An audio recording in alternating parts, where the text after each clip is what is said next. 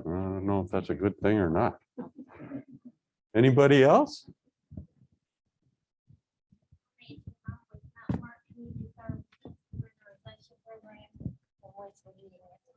Well, welcome. Thank you.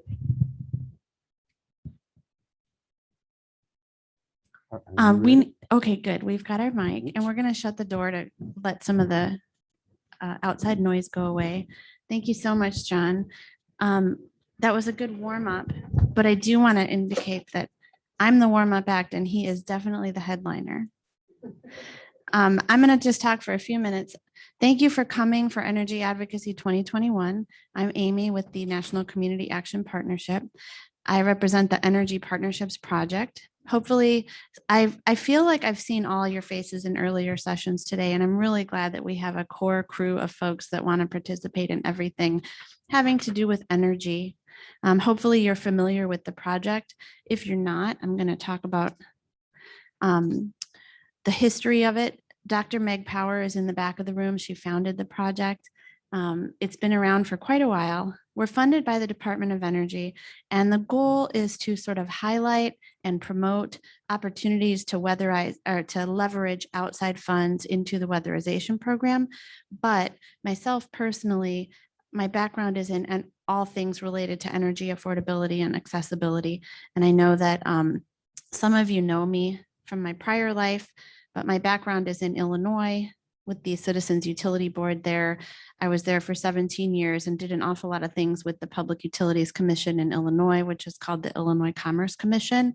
And I'm hoping in my work at NCAP to take the experience that I had in Illinois and apply it to a national context.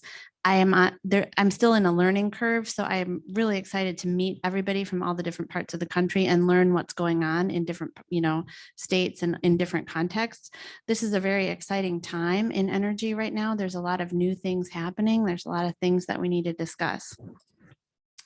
So the Energy Partnerships Project historically has provided all sorts of exciting resources for our network. One of the big things that we do every 2 years, correct me if I'm wrong, Meg, is the funding survey. We partner with the National Association of State Community Service Programs, also known as NASCASP, to put out a list of all of the extra funds that are leveraged into the weatherization program. A lot of our community action agencies are bringing in outside dollars separate from what the state does at the state level, and that's great. And one of the things that we would like to do is tell those stories where we have CAPs that are doing a good job and help CAPs that need more tools to access outside funds. So there's a whole bunch of ways that you could theoretically access outside funds. Obviously, many of you also administer LIHEAP and weatherization together in the same agency. But if it's a different agency, you can work with the LIHEAP agency. Many of our states add LIHEAP dollars to the weatherization program, but there is a great deal of funding available from other outside sources. You can sometimes get help from housing agencies. There's a big push to look at home health and safety in the home, and it's very fruitful sometimes to partner with agencies that want to do that. Thinking about the whole family approach, you can partner with nutrition agencies, environmental groups. More in the past, there was a little bit of a divide with environmental groups, but climate justice, and of course the utilities, which is a big cash cow for a lot of agencies. So what I'm going to talk about today and what John is going to go into great detail on is working with the Public Utility Commission. In particular, they oversee money that utility companies have to spend on energy efficiency. I'm not sure if there's any state where there is zero Public Utility Commission energy efficiency dockets. Do you think, Meg? It seems like there's some in almost all the states. No, it's most states don't have ratepayer funded energy efficiency programs. Oh, that's so They have depressing. I thought there was a weatherization. lot of them. Shouldn't say that. She was talking about having efficiency for low income, but we still all southern states. Well, but yeah, in a number of states, there is energy efficiency funding that's overseen by the Public Utilities Commission in some capacity. And so it could come through like a legislative mandate if the state has passed a law that says we want to promote energy efficiency.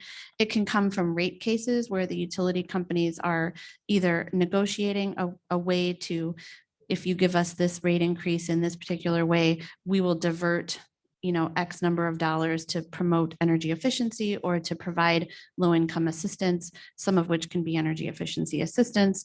It can come from different negotiating processes. And one that I have been monitoring closely lately is at the Michigan Public Service Commission. A couple of years ago, they launched their energy waste reduction initiative, which looks at energy efficiency across the board. Within that initiative, they have a low-income work group, which just started about 6 months ago, and also an energy affordability and accessibility collaborative. So by a show of hands, how many of you have been involved with your public service commission before? Okay, good. For those of you that haven't, I pulled some screenshots from the website for the Michigan Public Service Commission's low-income work group. Kind of talks about the work group was established in April of 2018, how they, what they've been doing, collaboratively working to identify and address low-income specific energy issues. These kind of things are happening in other states. And a lot of times we don't see community action agencies actively participating in them. If you're not in the know, if you're not already hanging out at the Public Service Commission or the Public Utilities Commission, you might not realize that this is going on. The other problem is sometimes the folks at the agency think that the only thing community action agencies have to talk about is LIHEAP or weatherization. And so they think that you don't need to participate in some of these other discussions.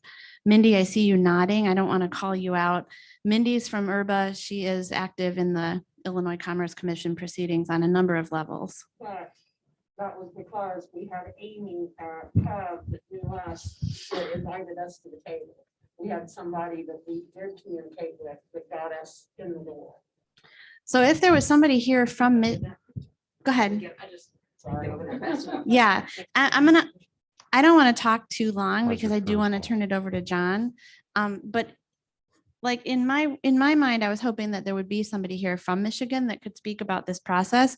But myself at NCAP, when I started logging in for these energy waste reduction low income work group meetings, I was very excited to see some of the folks that are listed here, right? So a lot of this stuff is online and you can poke around and find out what's going on in your state. So as an example, in Michigan, we've got like here, the list of work group participants. You can see there's the Michigan Energy Efficiency Contractors Association. Those might be some of the folks that are also supporting your weatherization program.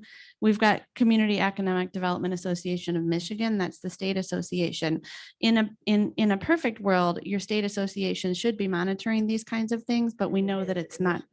Yeah, in Michigan it is. So this is why this is a good example. But there's usually like, oftentimes the list of participants is like 100 different organizations. And these are the kinds of organizations that you can network with in order to build relationships to leverage funds and figure out how to get some of these funds flowing into your programs, right? Most of the time, the website's going to show you what kind of documents are available. You can look at presentations about what they've been doing. And that's what I wanted to show here, health and safety. Through Consumers Energy funding. Can you say that's a utility? Yeah, Consumers Energy is a utility in Michigan. Under their health and safety initiative in this energy waste reduction work group, the big thing is navigating all the different acronyms and understanding who all the players are. They successfully got a roof repair program. And we know that roof repairs are a major source of deferrals for a lot of our weatherization folks. So they worked in collaboration with the community action agencies. And this is what they were able to accomplish. Sorry, I don't have a laser pointer, so I'll just point with my hand. Just in 2020, they reported back. So all this is public, of course. They did 37 projects. They spent this many dollars. They branded it as the Helping Neighbors program. These are some of the agencies that were involved. Some caps, some non-caps, right? My question, if there was anyone in the room, would be why weren't all the caps involved, right? Or how did these caps get involved?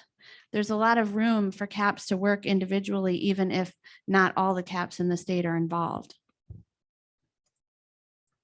And then this is our contact information. So stay in touch with the Energy Partnerships Project. Definitely reach out to me if you have any questions. I'm excited. Like I said, I'm very excited to meet everybody. Oh, thank you. And I'm going to turn it over to John because he has some very good resources.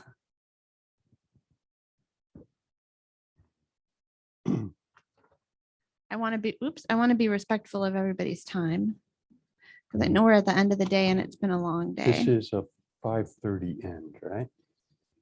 Or 5:15?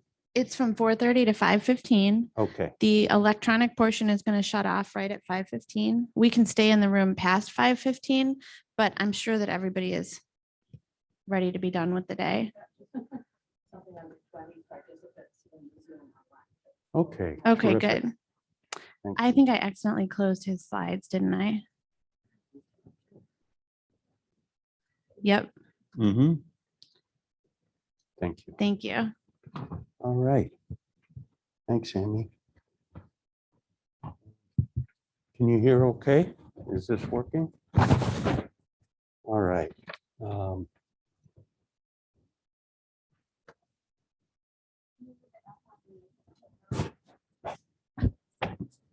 Is this better? Yeah, they can hear, I think. All right. Hi, John Howard, National Consumer Law Center. We are a low-income law and policy advocacy group in Boston and Washington, D.C. And we do a lot of energy and utility related work on behalf of low-income households in states and at the federal level, sometimes at the local level as well. Just wanted to start with thanks to Amy for the invitation to be here. I really appreciate it. I love these conferences and getting a chance to talk with folks who are doing such critical work. And I wanted to also say thank you to Meg Power, my old and dear friend. Oh, by old, I only mean by the amount of time we've known each other. But without Meg's work, we wouldn't have LIHEAP and weatherization and many of the state level programs as they exist today.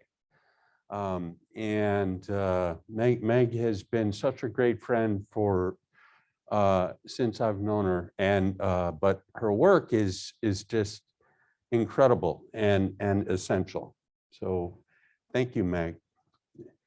I wanted to give a shout out to some of I think some of my Massachusetts compadres in community action may be online.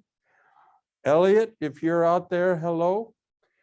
John Wells, and any of the folks in your agencies.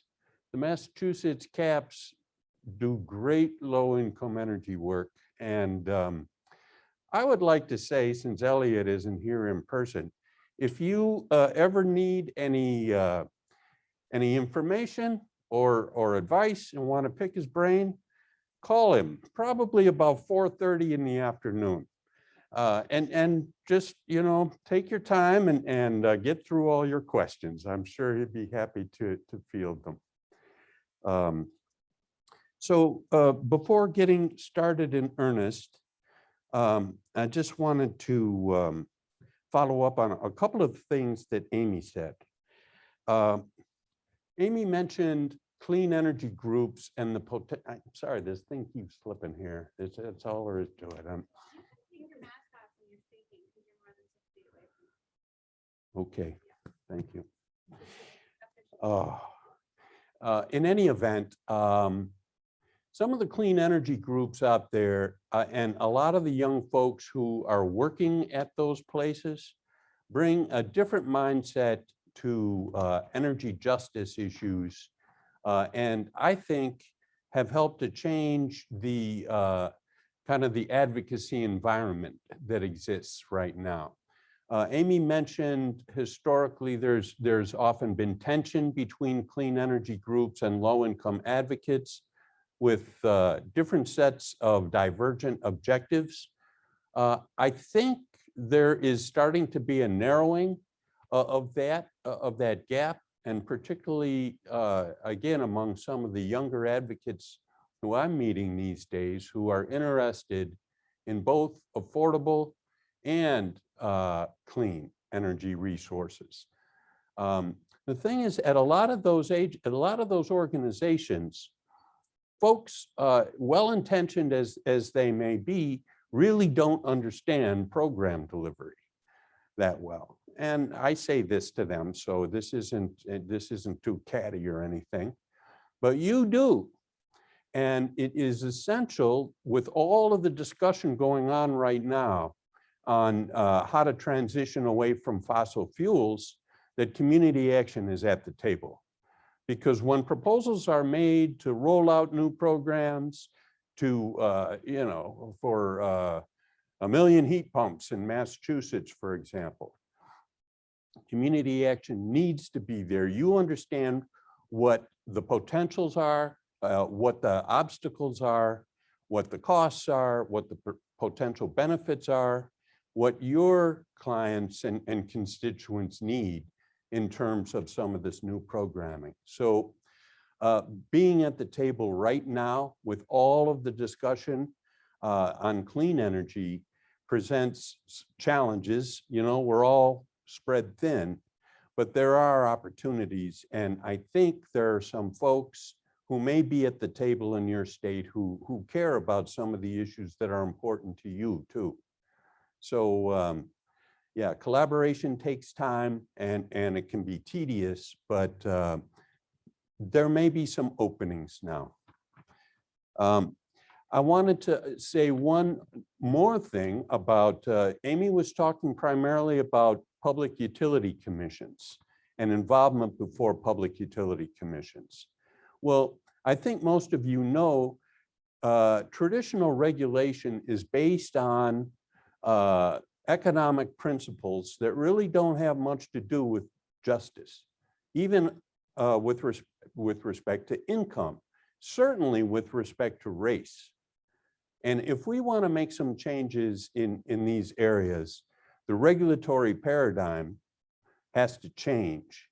And I think legislative action is sometimes required to make that happen, as well as to authorize and mandate some of the new affordability programs that are so necessary today.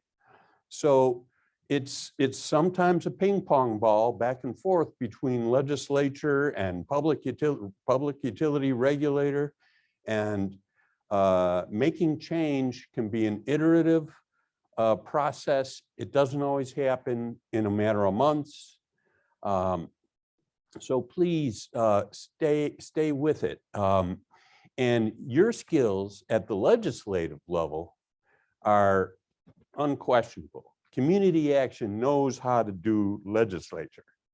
And a lot of the tools we're going to talk about over the next few minutes are perfectly relevant before legislators who may wish to consider adopting legislation requiring some of the regulatory changes that would be beneficial to reverse the inequities that are baked into the current system, and that the regulator in some states isn't going to do on their own, isn't going to implement on their own. So that's my pitch. We're probably out of time, so should we all go? We do a spreadsheet. We've got a bunch of slides and pictures that I'm going to rush through, but the idea here in showing some of the disparities information that I've got and have brought today, the whole idea here is not to tell you things that you already know. The main message here is there are tools available to you that NCLC has developed, other groups have developed, and what I'd like to emphasize is that you know, we don't have time to go through a lot of those tools in great detail today, but please, please, please don't hesitate to be in touch. There are some links in this presentation. There will be additional ones before Labor Day, but the idea of everything that follows here is that we have tools that can help you with your advocacy before the legislature and the Public Utilities Commission, and in partnership with some of the groups that Amy talked about. So that's what this presentation is really about.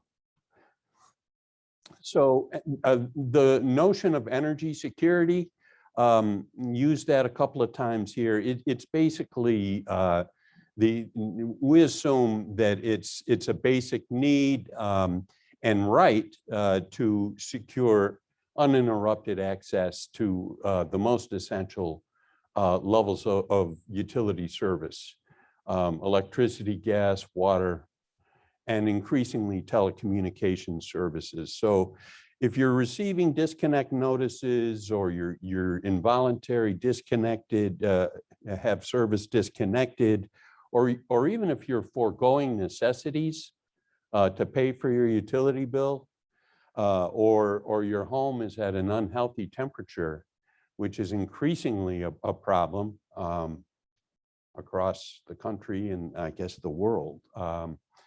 You know, these are measures of energy insecurity. And so that's some of the assumption that this all starts.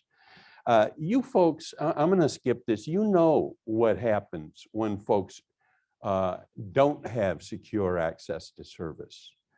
And this is going to be available, right? So folks can look at this more later. So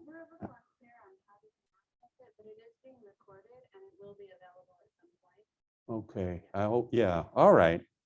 Because we don't have time.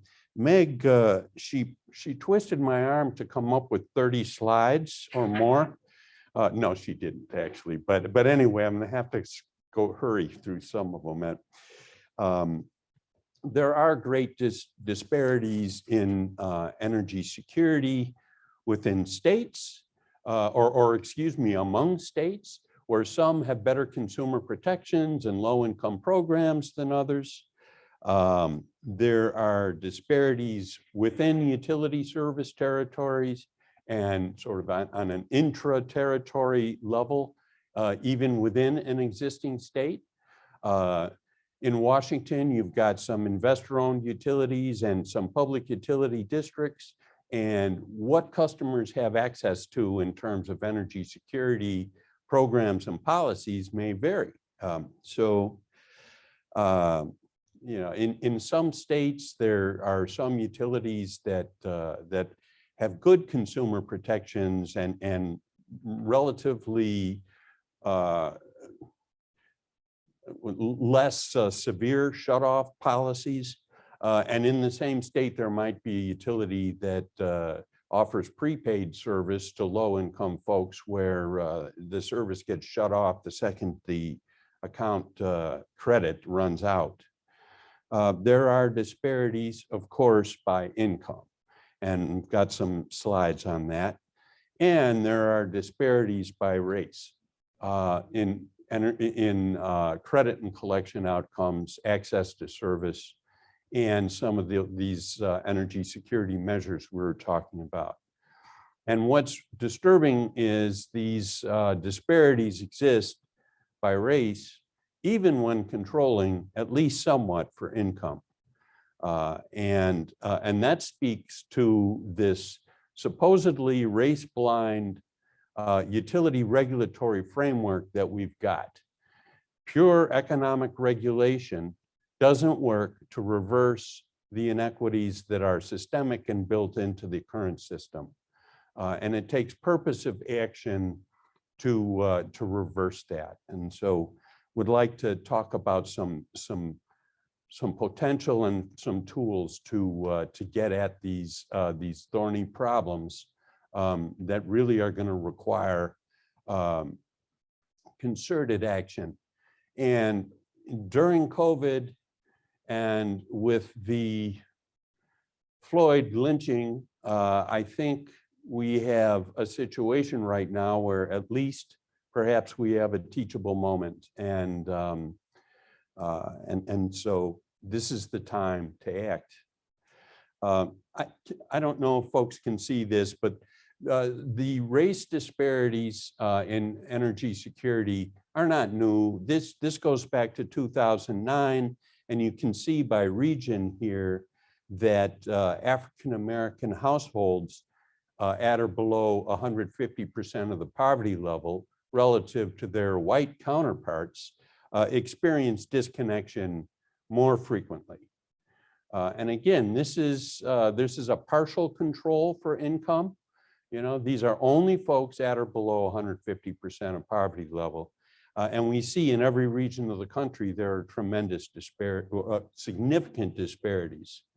And it's not limited to African-American headed households, these disparities.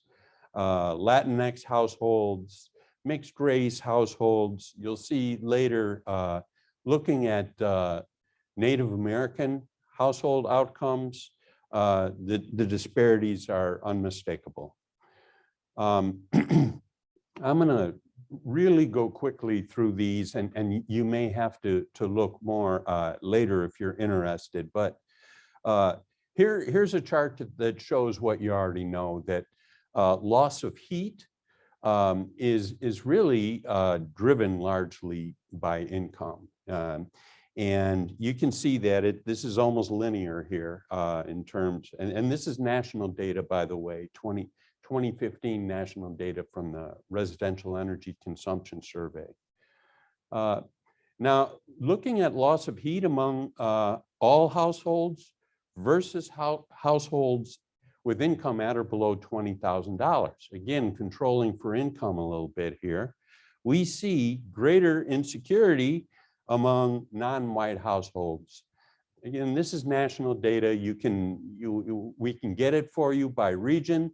You know, sometimes you have some sample size issues when you do that with the recs, but anyway, this is pretty stark. Loss of cooling, same dynamic.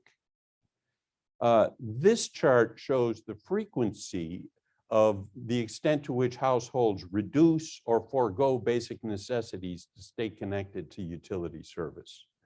And of course, by income, you see the blue bar on the left, that reflects folks who do this foregoing of necessities almost every month or report doing so. The red bar is some months and the green bar is 1 or 2 months. So, you know, on the horizontal axis on the bottom, you see the lower income folks unsurprisingly experience this, this particular energy insecurity chronically. Many households do, where, you know, around 30% of households have chronic problems with foregoing necessities. Among households at or below $20,000 income, you see the disparities by race. So again, controlling for income. Now, I just want to reiterate quickly, you folks already know this. I know you do. And I so appreciate you being here to think about these issues. But the idea, again, if you want to do some work in your state and flesh out these data for decision makers or the press or for your community meetings, or make this part of your annual needs assessment process, please be in touch. I love trying to help make the case at the local level. So that's what this, again, that's what this is about. Unhealthy temperatures, it's the same dynamic. Here it is by income. Here it is among households with $20,000 or less. The disparities aren't quite as stark in this particular one, but they exist. Receiving a disconnect notice is clearly a measure of energy insecurity. We all know what happens in the household. A disconnect notice comes and the level of stress goes up. This is when people forego other necessities. You know, people will do anything to keep the lights on in the refrigerator and keep their house at a reasonable temperature and, you know, maintain access to broadband. So you get that notice, and we know the level of stress in the household gets very, very high. So this is, it's really an important measure, I think. And again, the disparities by race among low-income households. It's really glaring. So one of the tools that we have to make the case that is, this is fundamental in my view. We need a data-driven analysis to make our case. How many folks are shut off? What is the billing level? How many folks receive a disconnect notice? How many folks go on a payment agreement that is completely unreasonable and fails? How many of those payment agreements succeed? These are key elements. Oh, and of course, the arrearage levels. What is the level of arrearages out there? And what we need is information, utility-specific information, not only on general residential customers for each of those data points, but also for identified low-income households. And the utility knows who gets light heat, right? You know they know it. They know who participates in a low-income energy efficiency program or even weatherization.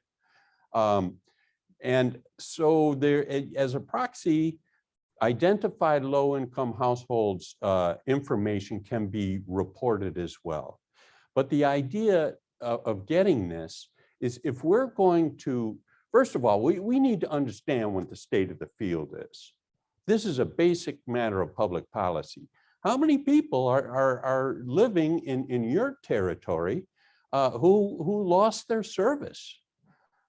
How do you know unless we have the data? How many folks are so far behind that they're in danger, or they might start using the credit card, or, you know, we need this information to understand the state of the energy security field. Without this data on a utility specific basis, all we're doing is talking. And the other main objective in my view is, if we want to design programs to effectively reverse not only the disparities, but just the general state of disrepair of energy security, if we want programs that actually work, we need the data. I would like to suggest that we need zip code level data from the utilities. Now, the utility is going to say, oh, we can't do that. That's going to destroy the privacy and all this, or it's burdensome. Illinois does it. California utilities are doing it. You can get this information also through discovery. Or you can go to your legislative buddies and say, okay, hey, here is the list of data points I want. Can you please help me get this? Can you please go to your colleagues and either introduce legislation or go to your energy committee or your regulatory committee and get some sort of resolution and start putting the heat on the regulator to mandate this. And the data points need to be reported every month. None of this once a year thing, because we need to understand the seasonality. We need to understand you know, how pricing changes within the year affect people's energy security. So really getting all of these by month. And by the way, there is a link on this presentation to all of these data points and an issue brief that has some sample discovery, I believe. And of course, you can always just drop me a line too. But here are the data points. Oh, by the way, we need, it seems that some states do require the reporting of disconnections and related metrics, but they forgot to ask the utility to report the number of accounts for each of these groups, low income and general residential. And without that number of accounts, you don't really know the rate of disconnection. So, you know, if the number is 10,000, okay, what does that mean? So it's a very simple thing, but the number of accounts is, you know, we need that. Also, make sure you get this. You know, some states have been successful in getting some changes and getting some reporting, and the utility, they throw it out there in PDF. This is another very simple thing. But, you know, what are you going to do? You don't have time to input all. We need this in executable spreadsheet format that can be downloaded into a database program or just use Excel. And, you know, okay, with zip code level data, and I know this is impossible to see, but I'd like to show you this because this is the result of getting zip code level data in an ongoing case in Connecticut pertaining to Eversource. And this is a racial disparities analysis. And I need to say, I don't accuse Eversource of being racist. The system, there's systemic racism built into this system. Eversource actually works with NCLC very productively and with the CAPs in New England, particularly in Massachusetts, to develop some of the best low-income energy programs in the country. So this is not about finger pointing. This is about making change. So anyway, what this is, oh my gosh, I forgot where that button is.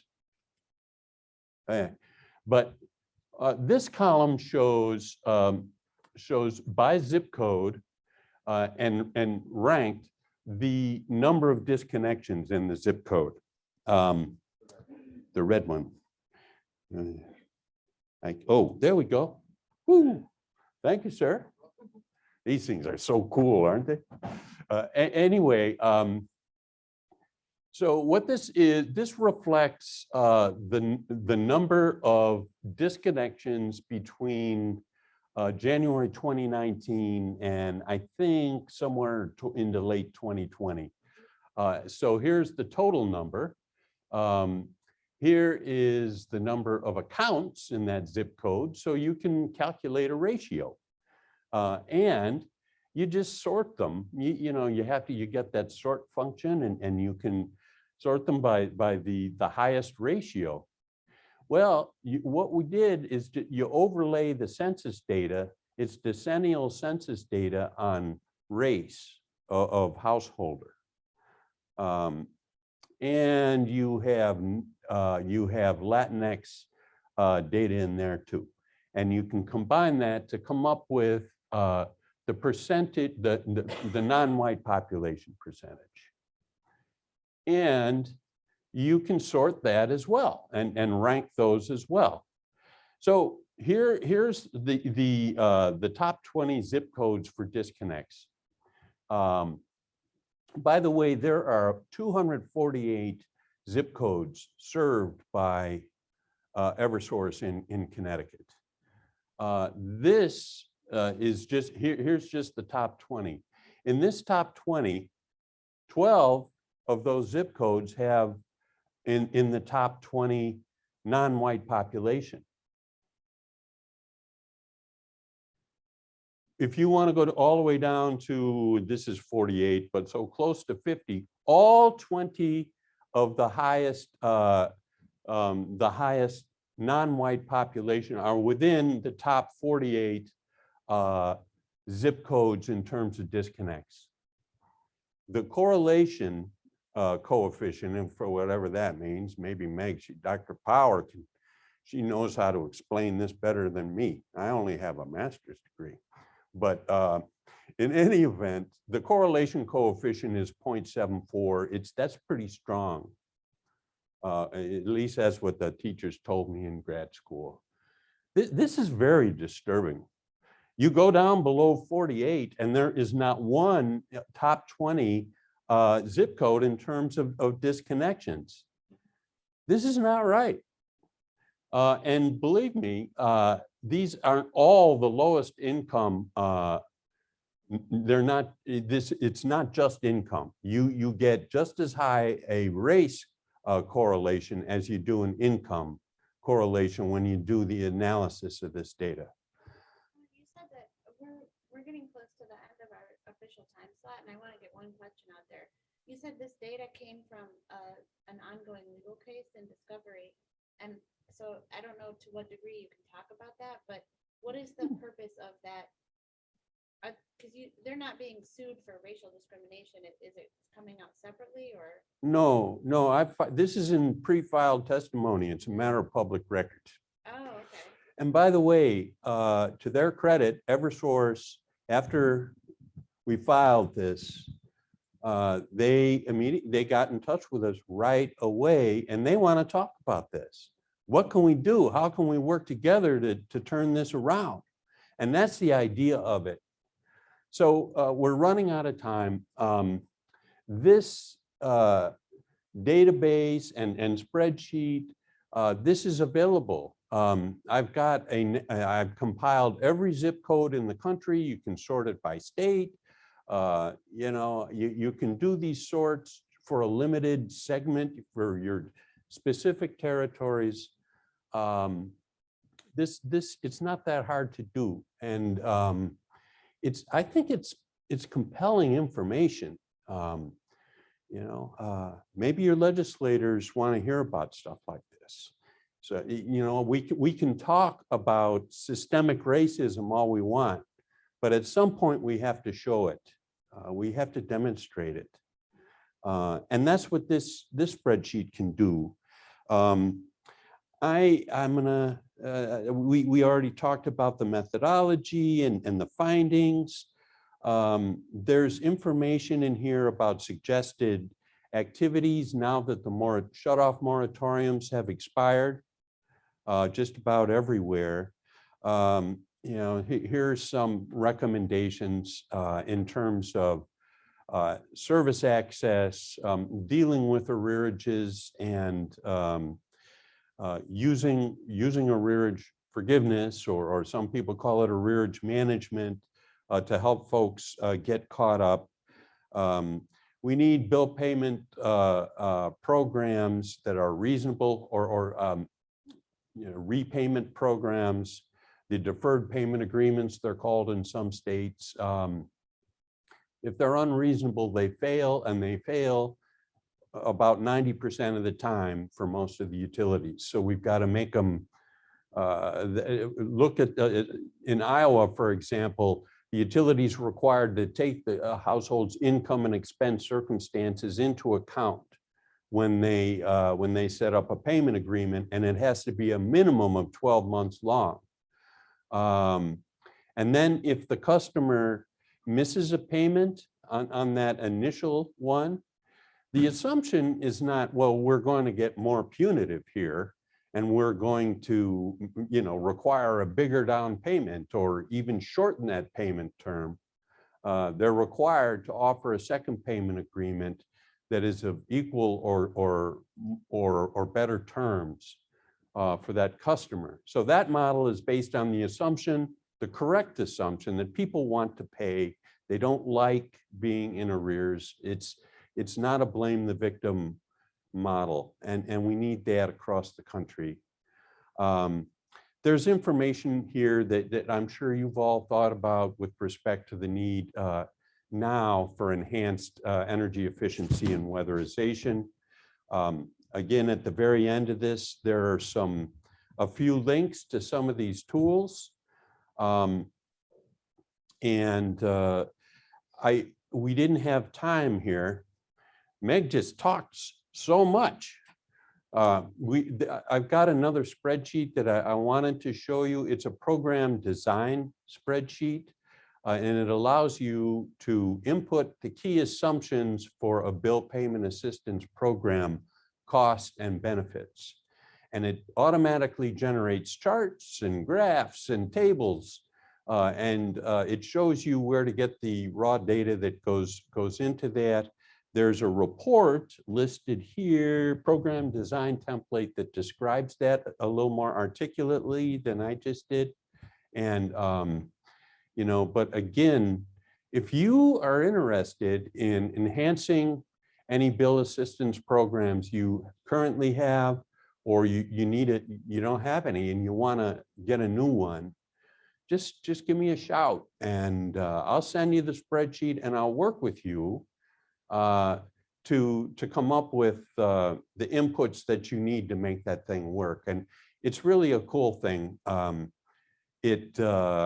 You know, you put in the utility expenditure information and some assumptions about the number of participants and what the projected admin costs would be, what the benefit levels would be associated with the program, and it generates energy burden reduction tables and graphs.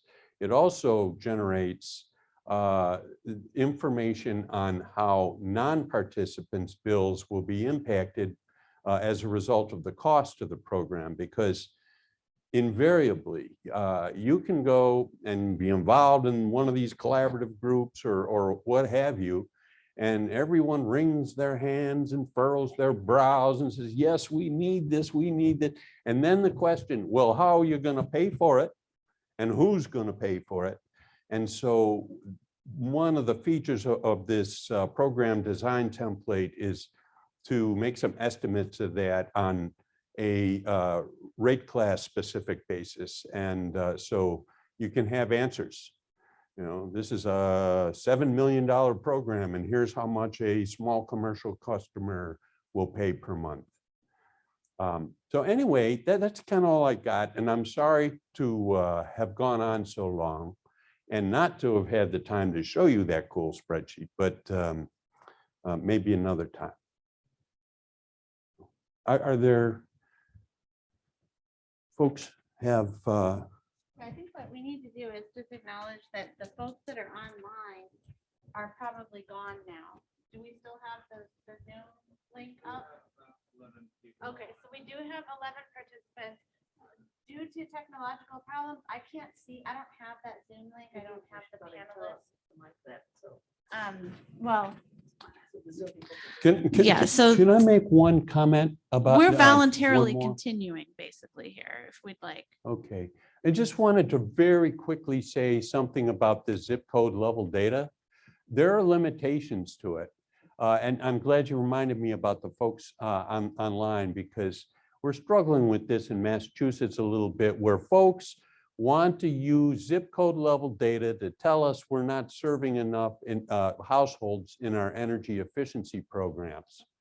And that's a very different application that is misguided because of all of the restrictions on revisiting households. And by the way, the decennial census data doesn't reflect the churn, particularly in some of the urban neighborhoods, and the changes demographically that occur.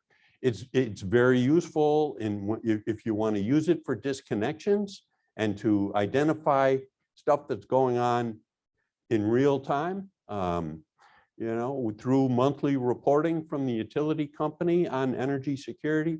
But it's not to be used and shouldn't be used, and is ineffective when it's used to say, well, you know, you've only served, you know, 10% of the households in this zip code you've identified as non-white, because you know, there are budgetary restrictions on those programs and the revisiting rules, and it's just sort of a different time sequence. So would urge caution in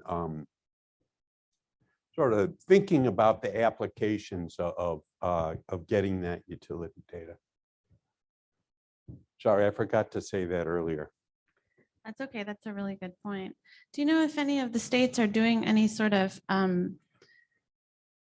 implementation around zip code data? I know in Illinois, there was some initial talk around asking the utilities to cap their disconnection activity by zip code and saying like, don't disconnect more than 3% of the of your customer base in a given zip code. That would make it so that, because you have these zip codes in certain parts of the state where you have like 26% of the customer base is disconnected at any one time. And I don't think that got off the ground, but has that been modeled in any state? Well, in California, there's a proceeding ongoing right now to look at the zip code level data and disconnections and pilot a percentage of income payment plan in specific zip codes that have been, some people use the word underserved. I don't know if that's the right word, but underserved zip codes with high disconnection rates. But I think what's neat about that is that, the community action agencies have service territories. And so they know that if there's a concentration of disconnection or utility arrearage in a given region, that impacts their offices in that particular location, whether it's sub organizations like some of the larger agencies use, or, so I think just for the folks that are in the room, and if we still have folks on the Zoom, do you have any reaction to the idea that you could limit disconnection or target arrearage reduction programs to a particular geographic area? Because this issue of the geographic region is going to be repeated throughout our entire conference. We're all very tired. I don't see any reactions. So I guess that was just me thinking out loud. Well, that's kind of the idea of this, I think, Just like to stress the idea that that burden is not just on those households who got disconnected. When that stuff takes place, it impacts the region, right? Sure. It impacts the community at large in ways that aren't quite measurable yet, but thinking geographically is important. Absolutely. And ultimately all ratepayers, pay those uncollectible accounts off and, but, for me, this is about we know that the inequities are so severe by not only by income, but by race. And if we can start geo-targeting, using data visualization tools and identification methods, we can put our minds, the hard part is rarely figuring out an approach to deal with an affordability problem. You can get a bunch of people in a room and say, okay, this is how a tiered discount would work, coupled with an arrearage management program. And, but we need the data. We need to know where the problems are. And then we need to figure out how to pay for it. And our clean energy cohorts have been getting money and funding for decarbonization efforts around the country. And at the same time, talking about the need for a just transition. Well, the bottom line is that if we want a just transition, it costs more than the upfront capital costs associated with the new technologies and the clean energy generation and so forth. There needs to be money to take care of those short-term cost impacts that will exacerbate the existing inequities. And yeah, there's money associated with that. So the program design part is really the fun part. It is. The battle comes in dealing with the money part. And that's where your legislature can really, they can say, okay, we did this clean energy bill and we know it costs, there's a price tag on it. Well, we want a companion program to ensure that those increased costs don't don't make worse the problems that already exist.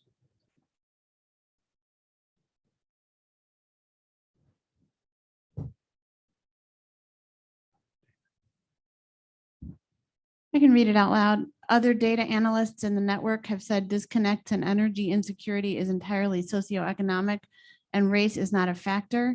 This is from Katrina Metzler at NUAC. Utilities say they don't know the race of households being disconnected. I know you said this transcends socioeconomic levels. How do you know that? Well, yeah, well, hi, Katrina. Thank you. I don't know if you were here to when that Connecticut analysis. And by the way, we did a similar analysis with ComEd in Illinois. Shows the same pattern. You can overlay the census data on race with that disconnect data and see the correlation.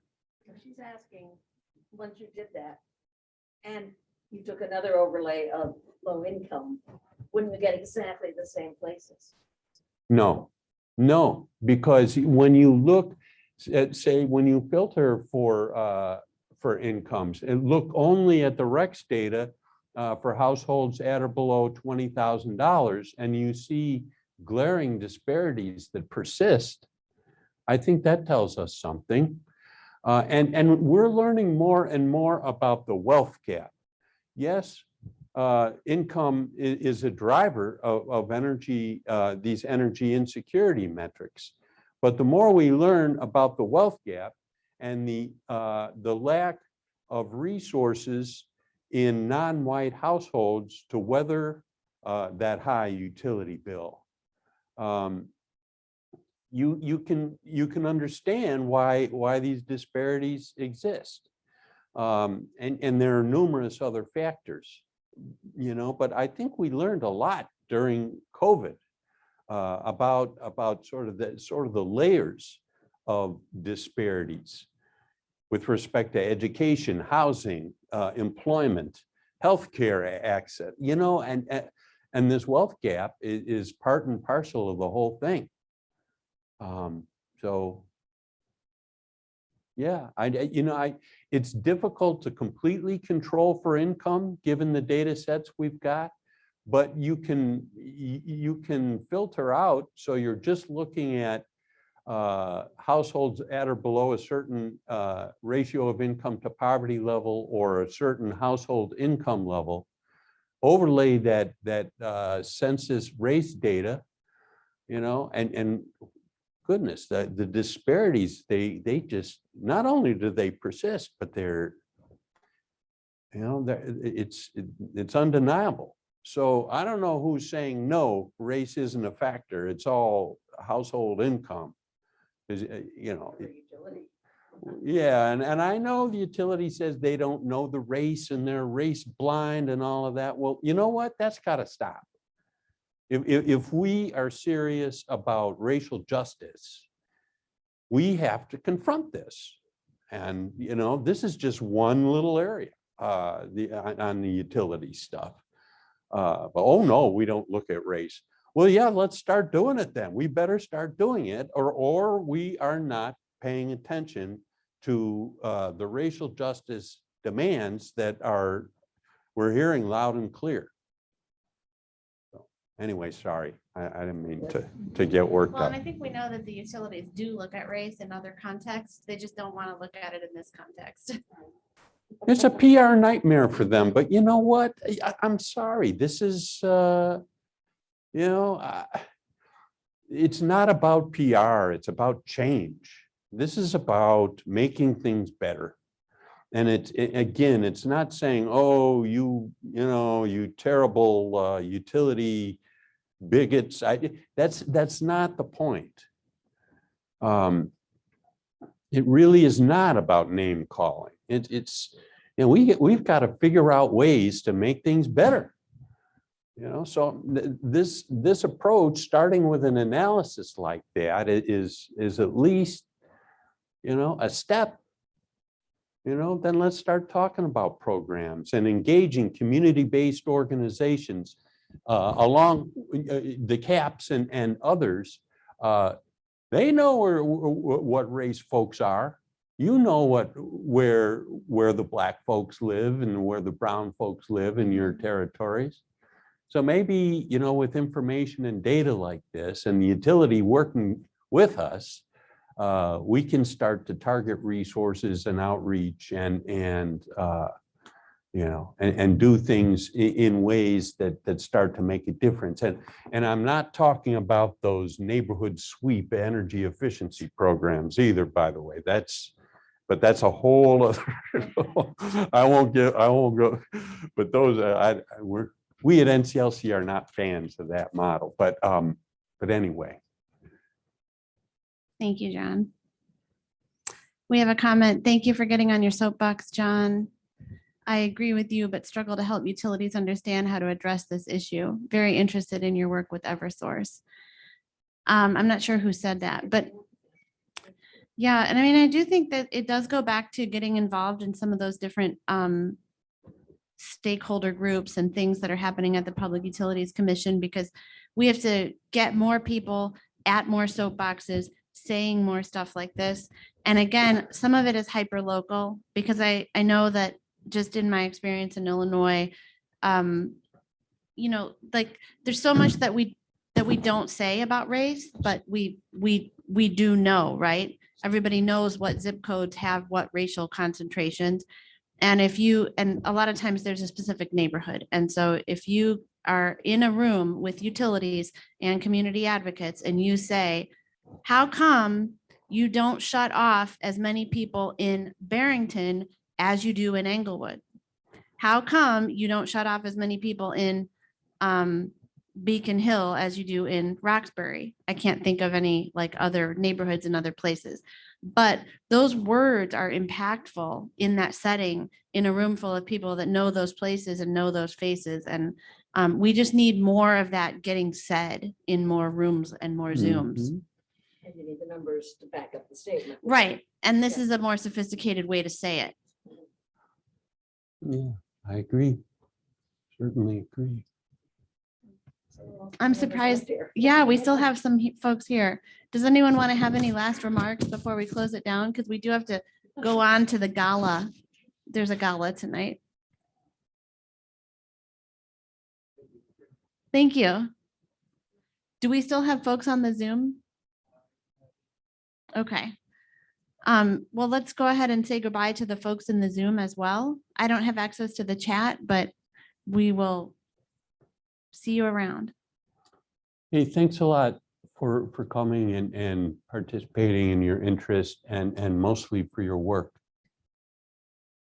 And thank you for coming, John. You've been so helpful.